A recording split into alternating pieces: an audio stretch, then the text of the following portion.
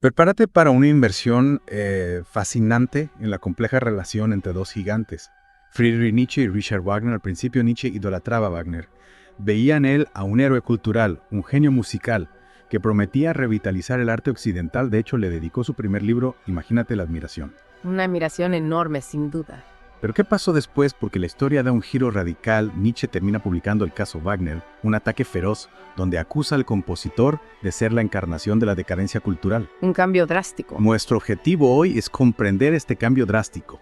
¿Por qué Nietzsche pasó de la alabanza a la crítica despiadada? Es una pregunta intrigante y para responderla debemos sumergirnos en las críticas específicas que Nietzsche lanza contra Wagner, en el caso Wagner. Vale, vamos a desentrañar esto.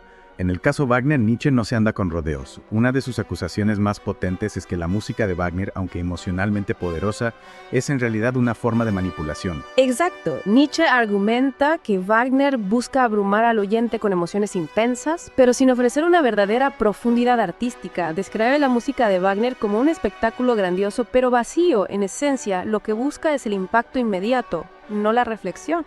Hay una frase de Nietzsche que me llamó mucho la atención. Wagner apela a las almas agotadas y a los corazones desgastados. Suena bastante duro, ¿no crees? Sí, es una crítica contundente y Nietzsche parece sugerir que Wagner se aprovecha de la vulnerabilidad emocional de su público, ofreciendo un escape fácil a través de la intensidad emocional. Es interesante porque nos hace pensar en cómo consumimos arte hoy en día. ¿Buscamos siempre la profundidad y la complejidad o a veces nos dejamos llevar por la emoción fácil, por el espectáculo? ¿Qué opinas? Es una pregunta relevante, ¿no? Nietzsche estaba preocupado por la tendencia hacia el sentimentalismo y la superficialidad en el arte y veía en Wagner un ejemplo de ello para él. La verdadera grandeza artística reside en la capacidad de desafiar al espectador, de hacerle pensar, de confrontarle con la complejidad de la vida. Y aquí es donde entra la fascinante comparación que Nietzsche hace entre Wagner y Georges Bizet, ¿verdad? Específicamente con la ópera Carmen. Exactamente. Nietzsche utiliza a Bizet como contrapunto a Wagner, alaba a Carmen, por su vitalidad, su alegría, su celebración de la vida en toda su crudeza. Hay una frase que captura a la perfección este contraste. En Wagner, la vida decae; en Bizet, la vida danza. Es una imagen tan potente, ¿verdad? Te hace sentir la diferencia entre ambas visiones del mundo. Sin duda, para Nietzsche, Wagner representa la decadencia, la obsesión con el sufrimiento, y la redención Bizet, en cambio, representa la afirmación de la vida, la energía, la pasión terrenal. Y esto nos lleva a una pregunta intrigante. ¿Qué hace que el arte sea decadente o vital para el espectador? ¿Es solo una cuestión de gusto personal o hay criterios más profundos que podamos aplicar? Esa es una pregunta fundamental que Nietzsche nos invita a considerar para él. El arte decadente se caracteriza por la negación de la vida, la obsesión con la enfermedad, la búsqueda de la trascendencia a expensas de la experiencia terrenal. El arte vital, por otro lado, celebra la vida en toda su complejidad, con sus alegrías y sus sufrimientos, sus triunfos y sus fracasos. Entonces, podríamos decir que para Nietzsche, el arte debe ser una afirmación de la vida, una fuerza que nos impulse a vivir más plenamente, a abrazar la experiencia en su totalidad. Exactamente, y esta visión está profundamente conectada con su crítica al cristianismo, una crítica que también se refleja en su análisis de Wagner. Claro, porque Nietzsche veía en el cristianismo una negación de la vida, ¿no? Una moral que ensalzaba la debilidad y el sufrimiento. Y en la obra de Wagner, especialmente en sus óperas con temática religiosa, detectaba una influencia perniciosa de esta moral. Sí, para Nietzsche el cristianismo es una fuerza que nos aleja de la vida, que nos promete una recompensa en el más allá a cambio de renunciar a la plenitud de la experiencia terrenal. Y en Wagner veía un ejemplo de cómo el arte puede ser utilizado para propagar esa visión del mundo. Por ejemplo, critica duramente la ópera Parsifal por su exaltación del sacrificio y la renuncia. De hecho, Nietzsche tiene una frase lapidaria sobre Parsifal.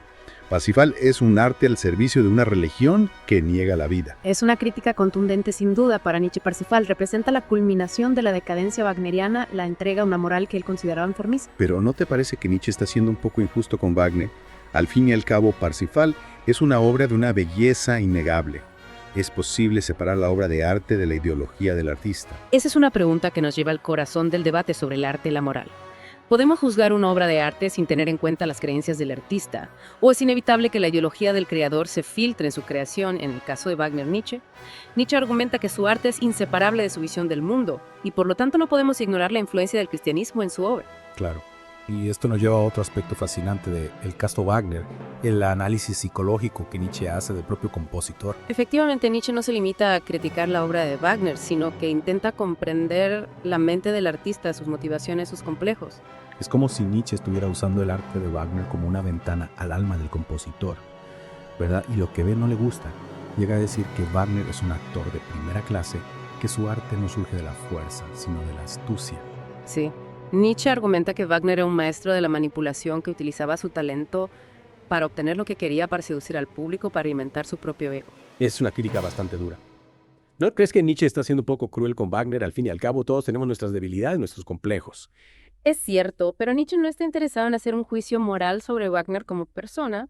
Lo que le interesa es comprender cómo la psicología del artista se refleja en su obra, y en el caso de Wagner ve una conexión clara entre su necesidad de atención, su afán de poder, y la grandiosidad, el dramatismo, la manipulación emocional que caracterizan su música. Es fascinante cómo Nietzsche conecta la obra de arte con la personalidad del artista, nos hace pensar en la relación entre el creador y su creación. ¿Podemos realmente separar al artista de su arte? ¿O siempre hay un elemento autobiográfico aunque sea inconsciente en la obra? Esa es una pregunta compleja y creo que no hay una respuesta única. En el caso de Wagner, Nietzsche argumenta que su arte es inseparable de su personalidad, sus ambiciones, de sus neurosis. Y esto nos lleva a otro aspecto fundamental del caso Wagner. La forma en que está escrito Nietzsche no se limita a exponer sus ideas de forma fría y académica. Su escritura es apasionada, mordaz, llena de ironía y de juegos de palabras. Exacto. El estilo de Nietzsche es tan potente como sus ideas utiliza el lenguaje como un arma para provocar, para desafiar al lector. Hay una frase que me impactó mucho. Wagner nos redime, Wagner nos enferma. Es brutal, ¿verdad? En una sola frase, Nietzsche condensa toda su crítica a Wagner. Es una frase brillante con su ironía mordaz. Nietzsche nos obliga a cuestionar la supuesta grandeza de Wagner, la idea de que su música pueda tener un efecto redentor. Y nos invita a reflexionar sobre el poder del arte, su capacidad para influir en nuestras emociones, nuestras ideas, nuestra forma de ver el mundo, ¿no crees? Sin duda, y esa es una de las grandes virtudes del caso Wagner, nos obliga a ser más críticos con el arte, a no aceptar ciegamente lo que se nos presenta como sublime o grandioso. Y a preguntarnos qué tipo de arte nos nutre, nos enriquece, nos hace mejores personas. ¿Y qué tipo de arte nos enferma, nos debilita, nos aleja de la vida? Esas son preguntas que Nietzsche nos deja para que reflexionemos, y creo que son preguntas que siguen siendo relevantes hoy en día en un mundo saturado de imágenes, de sonidos, de mensajes que compiten por nuestra atención. Totalmente de acuerdo. Creo que hemos cubierto mucho terreno en esta primera parte de nuestra inmersión. En el caso Wagner, hemos explorado las críticas de Nietzsche a la música de Wagner, su análisis psicológico del compositor, su crítica al cristianismo, su estilo apasionado e incisivo. Pero aún nos queda mucho por descubrir. ¿Qué te parece si continuamos esta conversación en la siguiente parte? Me parece perfecto, hay mucho más que explorar en el caso Wagner, y estoy seguro de que nuestra conversación seguirá siendo tan estimulante como hasta ahora. Retomando nuestra inversión en el caso Wagner, me parece fascinante cómo Nietzsche no se limita a criticar la música, sino que va más allá diseccionando la psicología del propio compositor. Sí, es como si Nietzsche estuviera utilizando un bisturí para analizar el alma de Wagner a través de su arte, y lo que encuentra no le gusta nada. Recordemos esa frase tan contundente. Wagner es un actor de primera clase, su arte no viene de la fuerza, sino de la astucia. Efectivamente, Nietzsche no escatima en calificativos. Describe a Wagner como un maestro de la manipulación, alguien que utiliza su inmenso talento para controlar y seducir a su audiencia. ¿Y no te parece que hay algo de verdad en eso?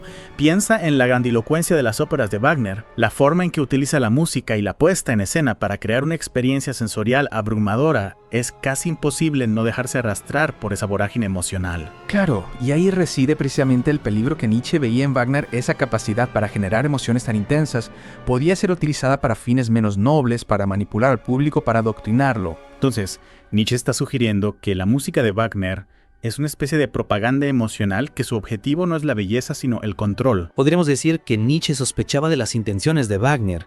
Vería en él una ambición desmedida, un deseo de poder que se manifestaba no solo en su música, sino también en su vida personal. Eso nos lleva a una pregunta que me ronda la cabeza desde que empezamos esta inversión. ¿Podemos realmente separar la obra del artista? ¿Es posible disfrutar de la música de Wagner sin tener en cuenta sus ideas políticas, sus ambiciones personales, sus defectos de carácter? Es una pregunta compleja y creo que no hay una respuesta fácil. En el caso de Wagner, Nietzsche argumenta que su arte es inseparable de su personalidad, de su visión del mundo. Pero no es un poco reduccionista. ¿Acaso no podemos apreciar la belleza de una obra de arte sin tener que suscribir a la ideología del artista?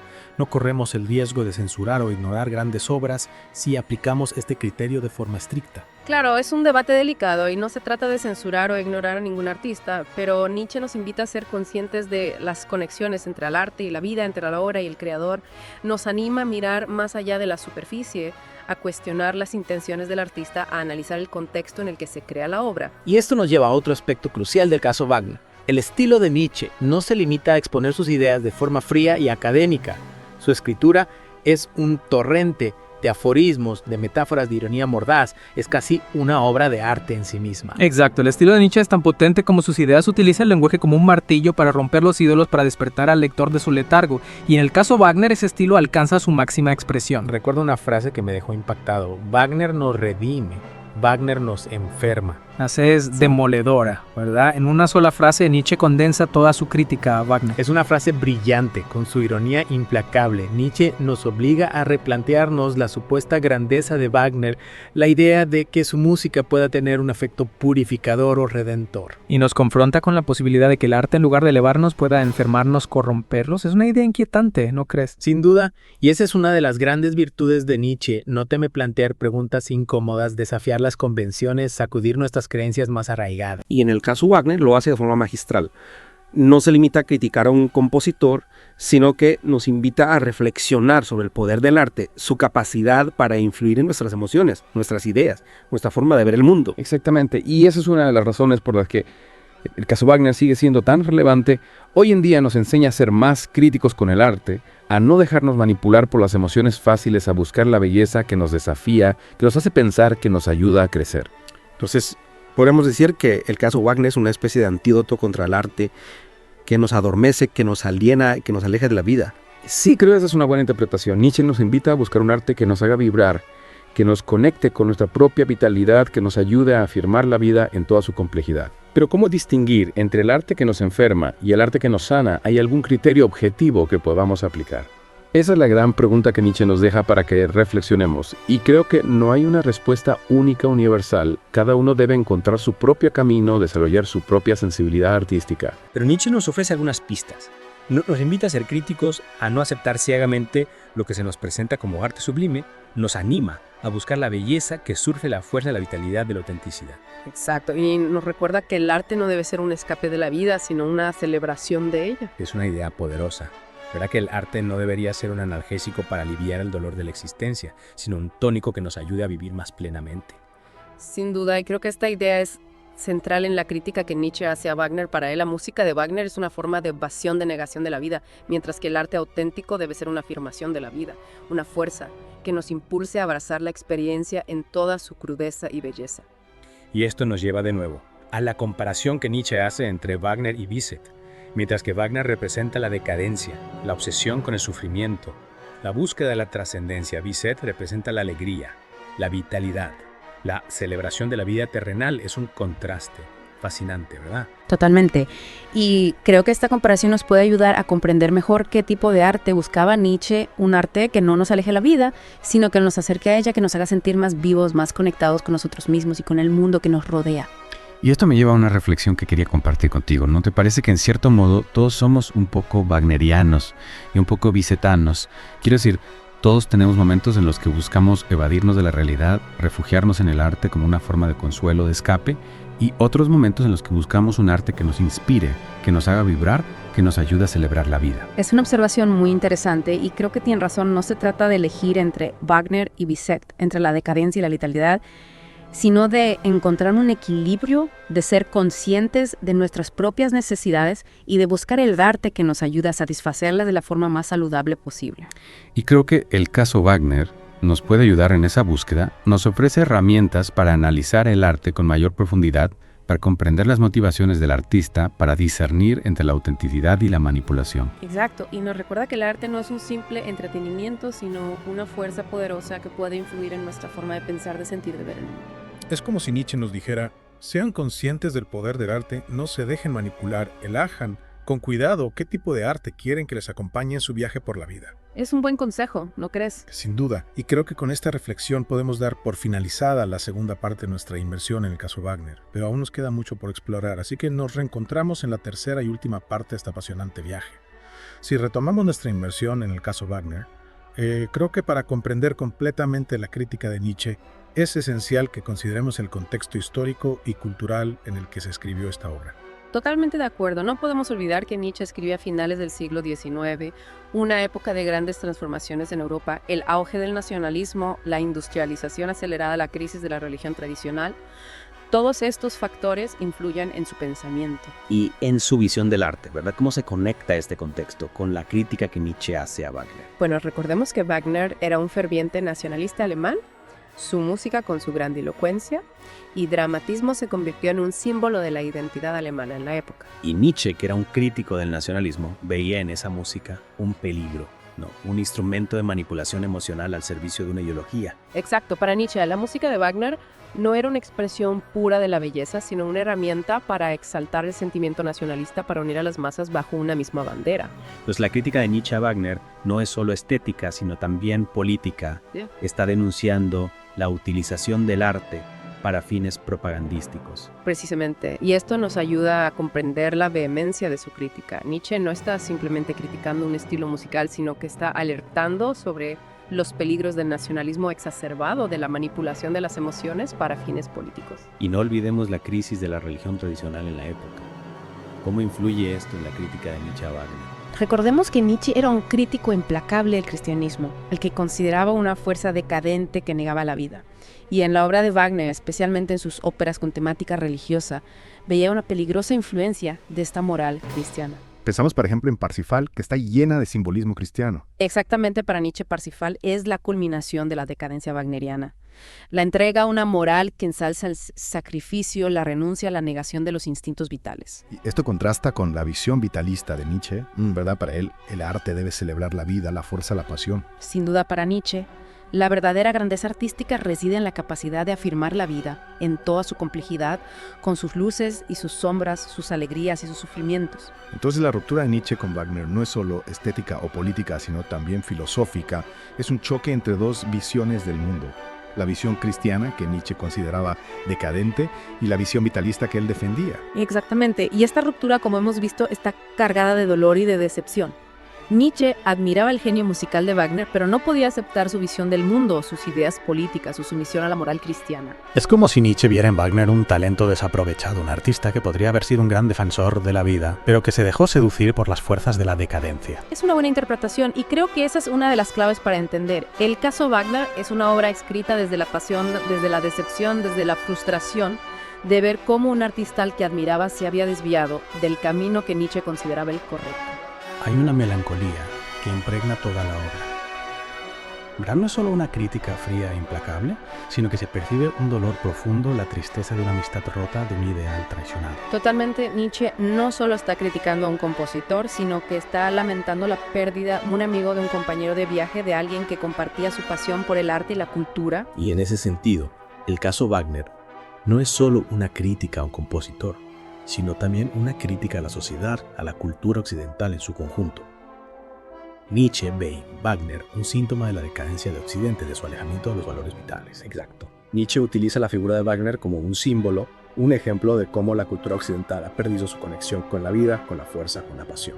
Y esa crítica desgraciadamente sigue siendo relevante hoy en día. ¿No crees? Seguimos rodeados de un arte que a menudo nos adormece, nos distrae, nos aliena de la experiencia real de la vida. Sin duda, y por eso es tan importante leer a Nietzsche, volver a El caso Wagner y reflexionar sobre su mensaje. Nos invita a ser más críticos con el arte, a no aceptar pasivamente lo que se nos ofrece, a buscar la belleza que nos desafía, que nos hace pensar, que nos ayuda a crecer. Nos recuerda que el arte no debe ser un escape de la vida, sino una celebración de ella. Exactamente, el arte auténtico debe ser una fuerza que nos impulse a vivir más plenamente, a abrazar la experiencia en toda su complejidad, con sus luces y sus sombras, sus alegrías y sus sufrimientos. Y creo que esa es la gran lección que nos deja el caso Wagner. La importancia de buscar un arte que nos haga sentir más vivos, más conectados con nosotros mismos y con el mundo que nos rodea. Totalmente de acuerdo, y con esa reflexión creo que podemos dar por concluida nuestra inversión en el caso Wagner. Ha sido un viaje fascinante, lleno de ideas, de emociones, de contradicciones. Sin duda, y espero que nuestros oyentes se sientan inspirados a leer el caso Wagner por sí mismos y a sacar sus propias conclusiones. Esa es la mejor recompensa para nosotros, que nuestra inversión sirva como punto de partida para un viaje personal de descubrimiento a través del arte y las ideas. Hasta la próxima, y recuerden, busquen la belleza que les haga vibrar, que les llene de energía, que les haga sentir realmente vivos.